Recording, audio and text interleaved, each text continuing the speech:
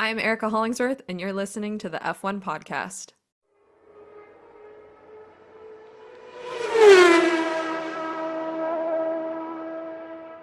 All right, everybody, this is Andrew Cleary with John Ricci from the F1 Podcast, bringing you live from Trinity Common post-race.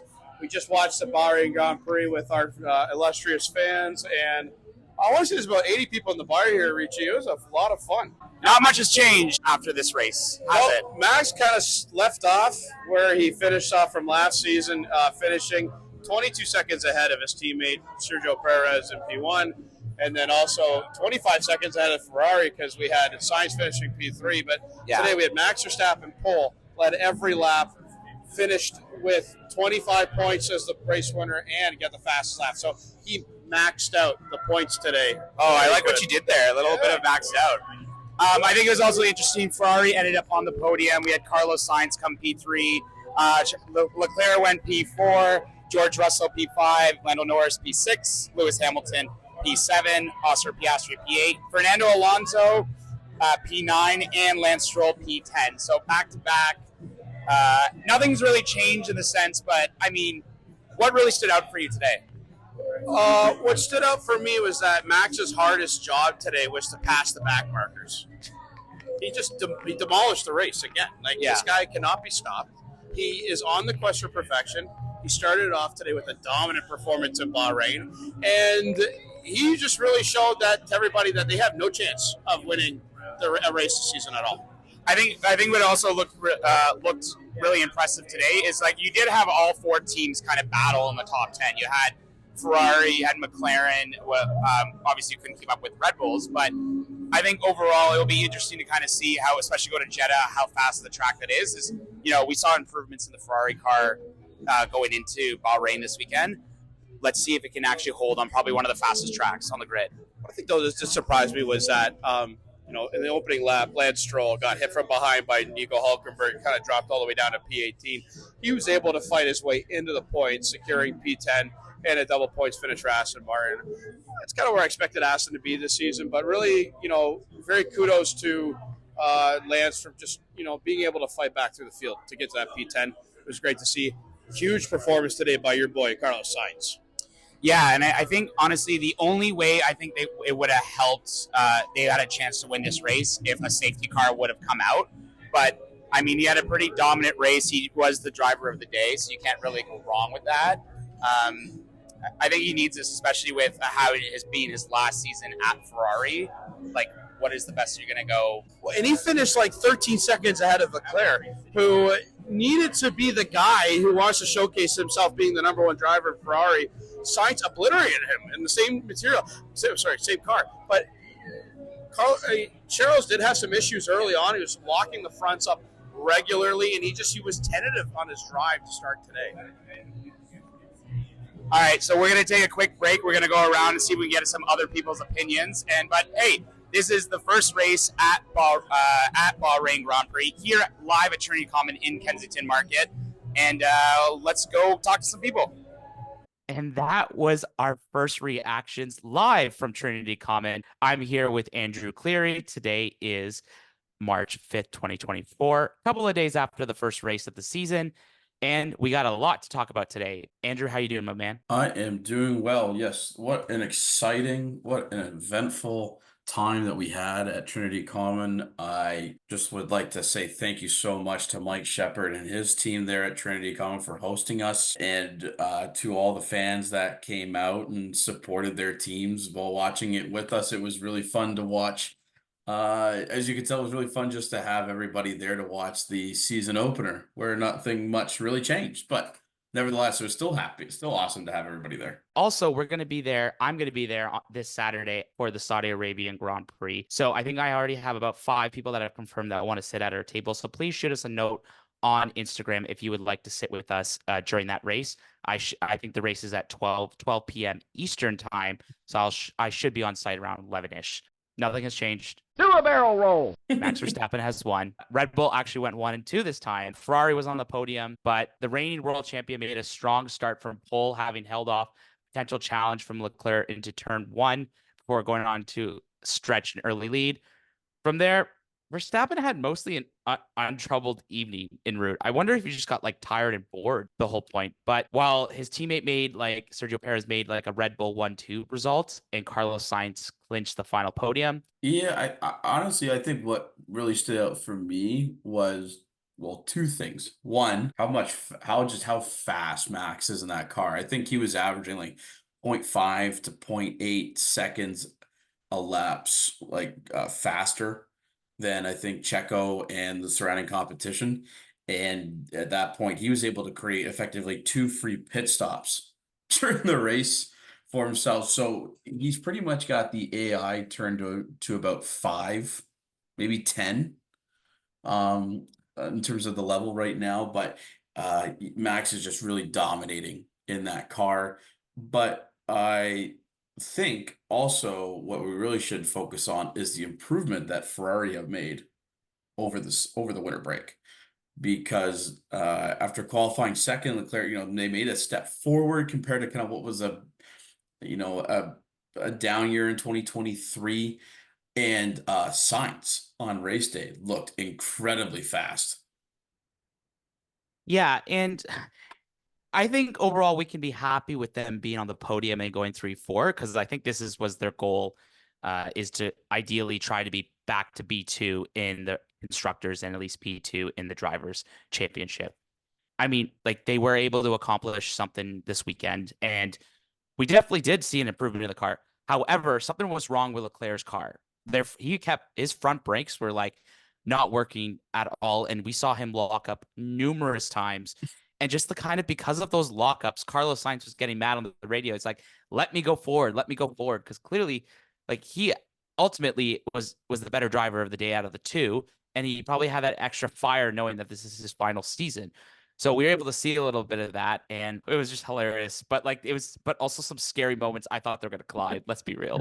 Oh, there were some tense moments. I don't know, at Trinity Common, because I wanted the race to get interesting. I was just, praying for a little bit of it, maybe a safety car or a VSC something. And Ferrari almost had an opportunity where Charles and Carlos were fighting around the track, and they got close on a number of occasions.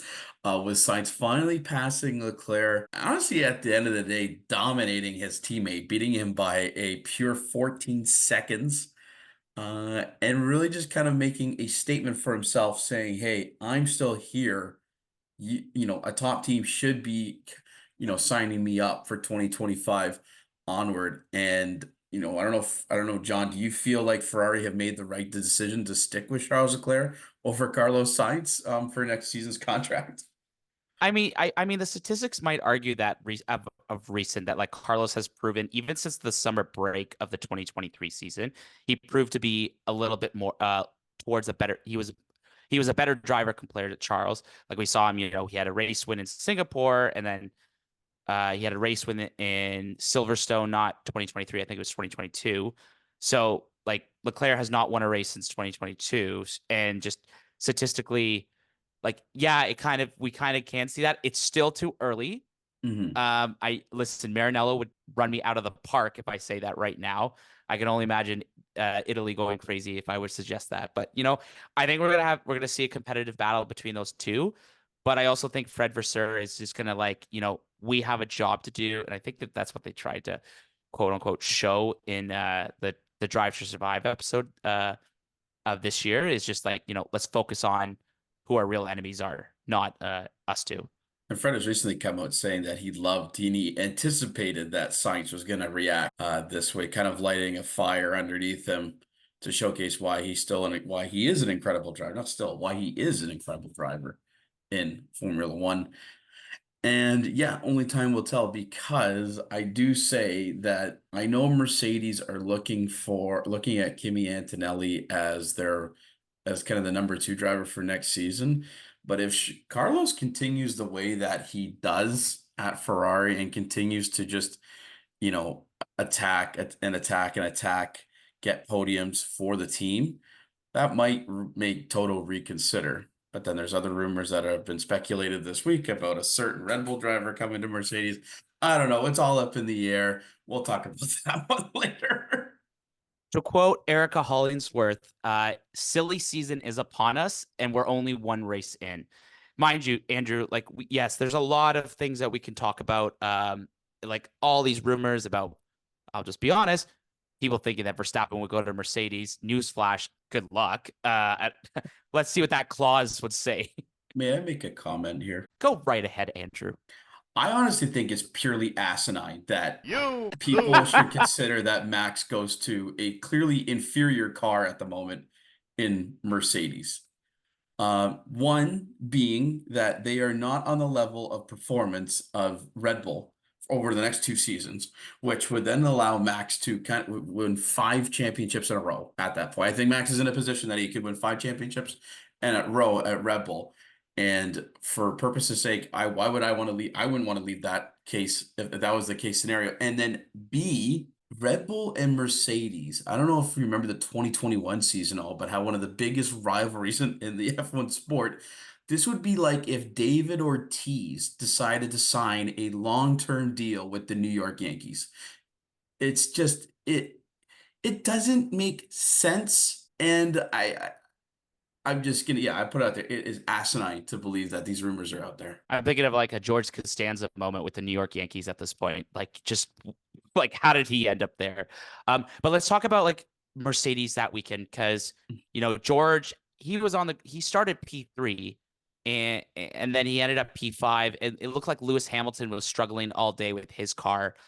Mind you, he did jump from, I think it was P9 to P7, but it still looks like they still have a lot of work to do with that car.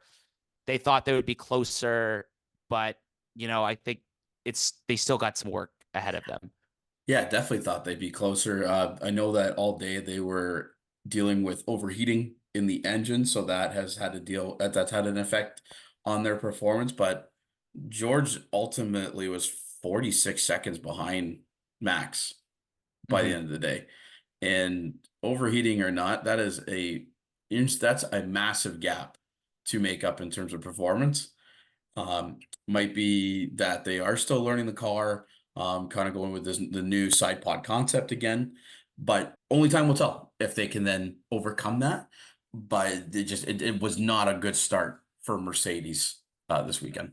Well, especially about because I think a lot of teams were hoping for some sort of safety car, because I think about this. We talked about it in the bar with a couple of the tables. Even if a safety car were to happen, like Max had a lead of a pit stop and a bit. Like, they could have taken as much time. They could have pulled maybe a Valtteri Bottas pit stop time for Max Verstappen, and he would still kind of find a way to win this race. I think some teams were really hoping on that safety car strategy, and it didn't really work for them. Yeah. And I think, especially for McLaren too, is clearly it looked like they were the 4th fastest car on the grid at the moment. But we also kind of anticipated, they kind of admitted before the weekend that like their car still needs some work to do. Yeah, and I had in my preseason projections, I had I thought McLaren be ahead of Mercedes. I think by the end of it, I still think that's the case. I think they were the 4th fastest car on the grid.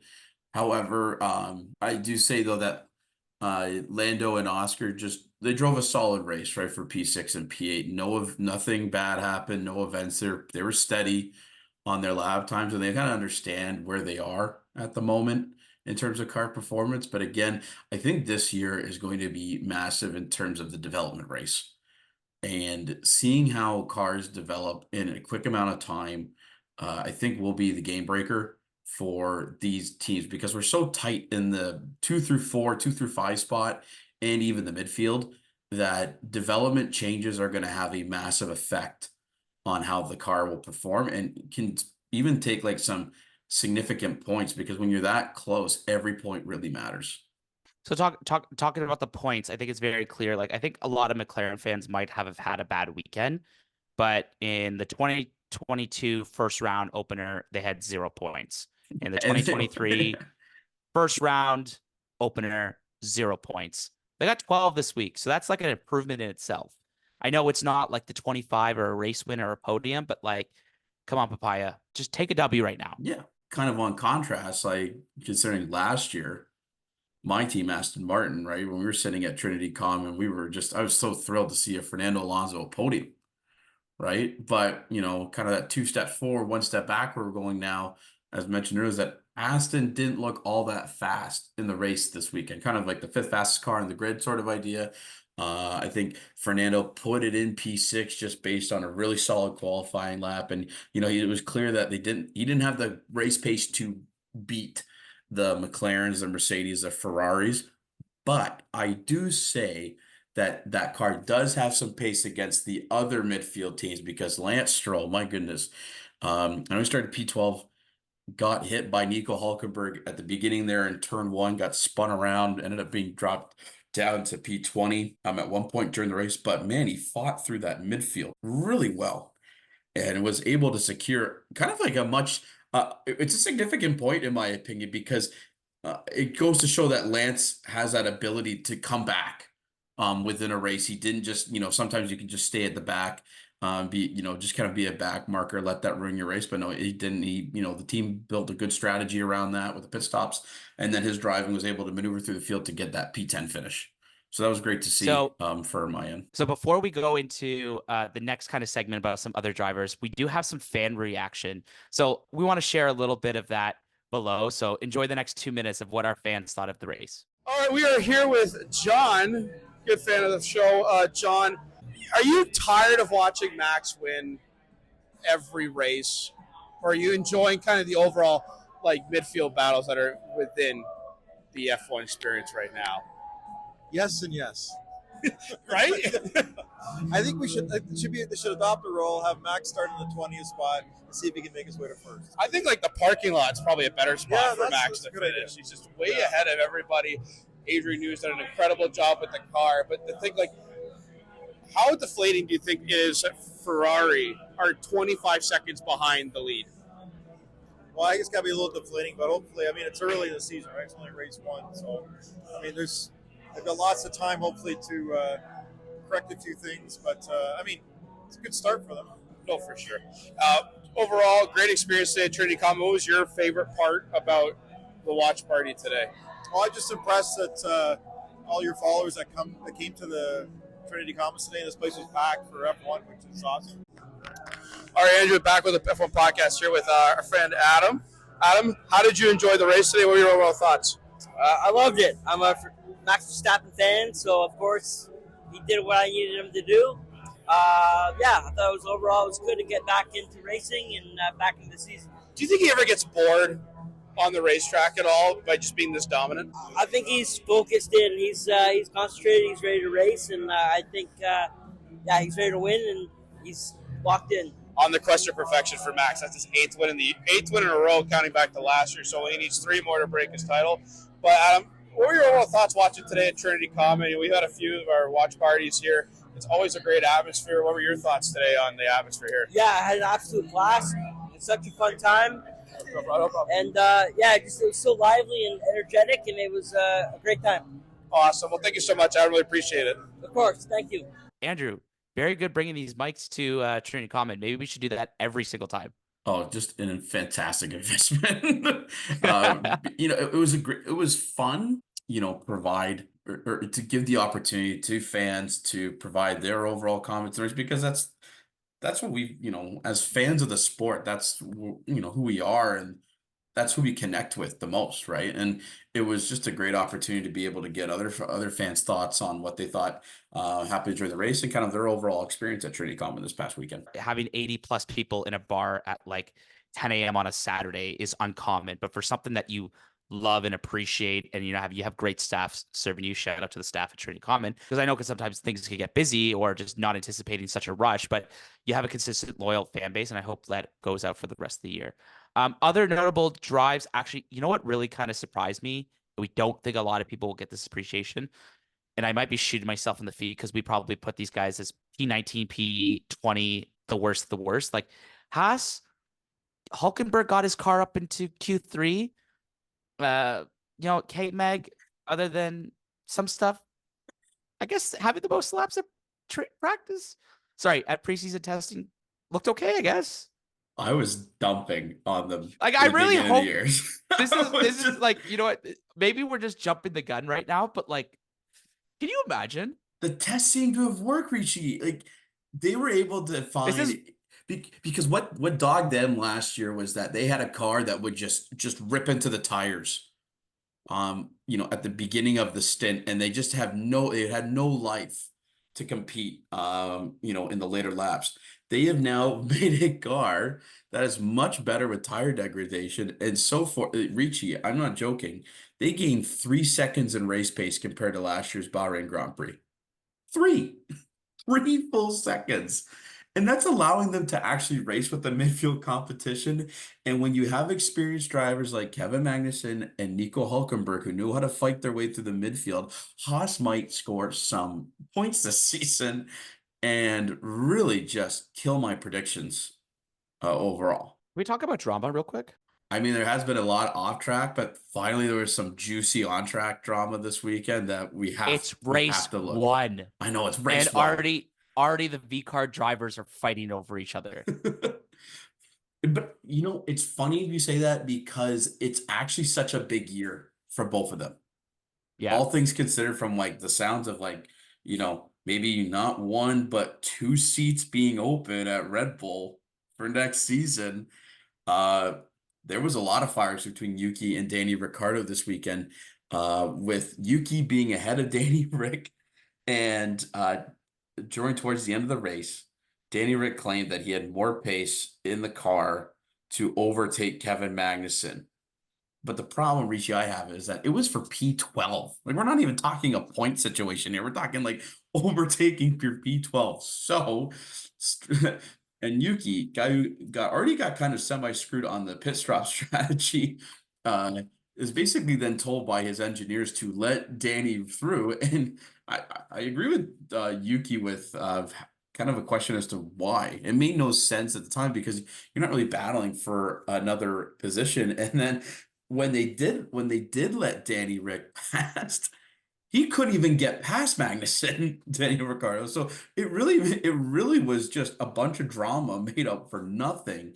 And I don't know if you heard the radios throughout the race, but it was like eye-opening material. Yeah, I definitely need to go back on that. But I just and then I think the post-race interviews, something about like I was immature or something. I'm like, woo, we got a season, boys. Well, I don't know if you saw after the race in the cool down lap, Yuki almost like hit Ricardo, like he accelerated ahead of him, then slowed down and accelerated. Like, he was pissed. I'm excited to see how this drama continues to unfold, because I guess, as mentioned, there could be up to 2 seats available at Red Bull come next season, and both of them are going to want that spot. If there's one team that you have to circle on the grid that just did not have a good weekend, honestly, good couple of days after Alpine, cars did not look really good this year. And then, not even after one race, there is a structural change. And like, I don't think we have all the time to go through everything,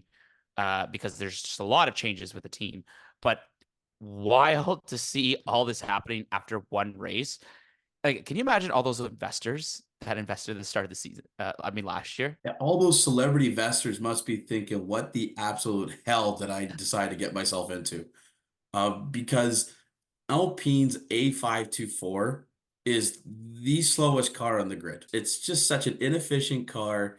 And truthfully, I don't know if they're going to score points this season if they don't upgrade at all, right? And what's also unsettling is that technical director Matt Harmon and previous head of aerodynamics Dirk De Beer have left the team, leaving Alpine announcing a subsequent technical reshuffle.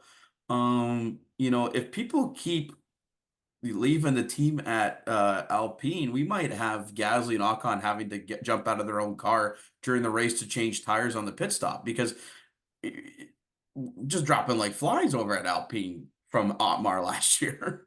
It reminds me, I don't know if you know this, but like sometimes I think it's hockey or something, you maybe get like that coach / player, like a Jaromir Jagr kind of thing. Yeah. And I was like, could this be the thing where you just got to get out and do your own pits? But yeah, tough for the only French team on the grid. And could only imagine like a track like Jeddah. And if their cars struggled in Bahrain, Jeddah's like a speed circuit, like those long straightaways. You need to have some good aerodynamics to be able to, because they're fast moving corners, right? Mm-hmm. So you need this could be a disaster for Alpine this weekend. I guess let's just quickly touch on Jeddah. Is anything that you kind of have your eyes on going into next week in Saudi Arabia?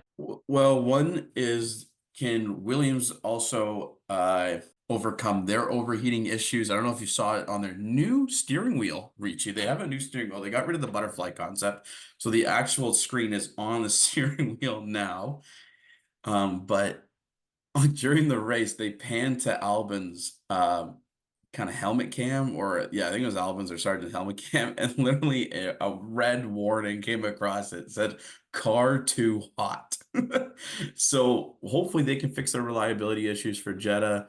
And then also, will we see a third match between Valtteri Bottas and the wheel nut? You lose.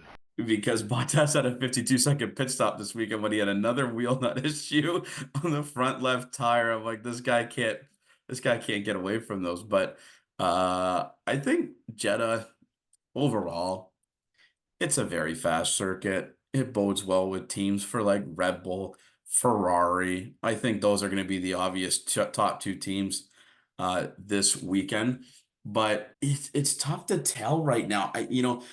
I'm thinking, like, it sounds crazy, but what if like a Kick Sauber or Haas score their first points of the weekend this weekend, kind of start tallying up their championship points in the constructors. Can Leclerc fix his locking up to his front tires? That's a big thing. How big of the lead will be for Verstappen this time around in a track like Jeddah? Two, we talked about the car reliability in Mercedes' engine. Is that going to be another problem this year? This weekend? I'm just honestly curious what the two Alpine drivers are going to do to respond back after this week. Like that, those are kind of my kind of 4 or 5 things that I'm looking out for. Yeah, I agree with you in the Mercedes part because they had such a great testing according to their own metrics, right? And there's been some hype that's been built upon this car now that if they don't sort out their overheating issues, it's gonna just be really deflating, not only for the team, but for the fans. Well, speaking about fans, we have a real treat for everybody today. So Mike Shepherd is the owner of Trinity Common in Kensington Market, and we've had the pleasure of, being at his establishment for the 2023 season. We actually were able to catch up with him right after the race today, and he gave his perspectives of what it's like to own a bar with a big Formula One following. And also how did it start? And it's actually a really interesting story. So as we end off this episode of the F1 podcast, make sure to hit subscribe on all of our social media channels. And we're on YouTube, we're on Apple Podcasts, Spotify, TikTok, and I think, Andrew, you just uploading a TikTok as we speak. So enjoy that little treat. I did. I took on the F1 reaction test. So please test yourself and see if you can beat my time that I set. And we're also on Instagram too. But without further ado, we like to introduce you to Mike Shepherd, the owner of Trinity Common, and we'll see you next week to cover the Saudi Arabian Grand Prix. I'm here with Mike from Trinity Common. Mike, thank you so much for having us. Oh, it's my pleasure. Why Trinity Common in Formula One? What is the story here? We want to tell a lot of our fans because we've noticed more engagement and a lot of the races have been packed here. So just curious, what's the story for Trinity Common? I've been a Formula One fan for about 30 years now, since the 80s. And I've always watched them at home on my couch. And we had an Irish exchange student come over who was a Formula One fan. So we started talking Formula One, about the stuff. And he's like, hey, have you ever thought about just trying to show the races here and see what happens? I'm like, on a Sunday morning? And he's like, yeah. I was like, why not? So we did a little Instagram ad and brought it up. In our first race, we had 75 people at 9 o'clock in the morning, and then at the beginning of June. So it was, I think it was the first one we did was Monaco. Really took off from there. The summer months got a bit slower after that because a lot of Formula One fans are out in cottage, different things. And but then September came around and it picked right back up, and we've been doing it now for a year and a half. So we did full last season, so this is our third season of doing it. We started halfway through in June of 2022 after all the COVID stuff was opening up, and this is now we're showing the first season, and today was the first race, and a great turnout, and lots of happy people. So it was fun. I guess what I would ask is like, what would, if people want to come watch a race here, is it just table reservations, walk-ins, anything that you can say to them? Well, right now the best bet is to call and hit our website. You can put it in through email, or you can at trinitycommon.com, and or call the old-fashioned way. We are pretty filled up for the best seats. Sort of if you want to get a good view of the screen. Most of the bar is good. We have about 8 seats that aren't. So we can fit about 80 to 85 people in here for a Formula One race, and everyone can get a great view. Got a nice little couch area for people to sit and it's right in front of a big screen and watch. So it's that one's quite comfortable and sought after. Any teams that you have predictions or that you like? Well, it's really incredible this year watching the separation and qualifying of like a second and a half, watching 5 teams. Well, Red Bull out ahead, obviously, again with their car and their driver. Max is really something special in that car, and his gaps are incredible. To see McLaren, Mercedes, Ferrari, and Aston Martin sort of all competing for that next to the best, you know, and I think there's going to be a lot of different teams pulling in that third and second place this year. And pulling for McLaren, I'd like to see Lando Norris win his first race this year. That would be a lovely thing. I'd like to see Leclerc pull a couple off. I think Ferrari has the best bet of dethroning a Red Bull car from the top place this year. They look like they have the best pace. It'll be interesting when we get to the low rate courses, low rate tracks, see what kind of difference it makes with the competition with the Red Bull. Mike, thank you so much. We really appreciate it. And, you know, for anyone who wants to come watch here at Trinity Common in Kensington Market, we'll be open for most of the races, depending on the calendar, but just check social media and call ahead. Thanks, Mike. I appreciate it. Thank you, Jonathan. Yeah, honestly, like everyone come on out, Trinity Common and Kensington Market in Toronto. Really a great spot to watch F1 races. Everybody is really just interested in watching, and it's just quite a fun and unique atmosphere. But thank you so much, John. Really appreciate it.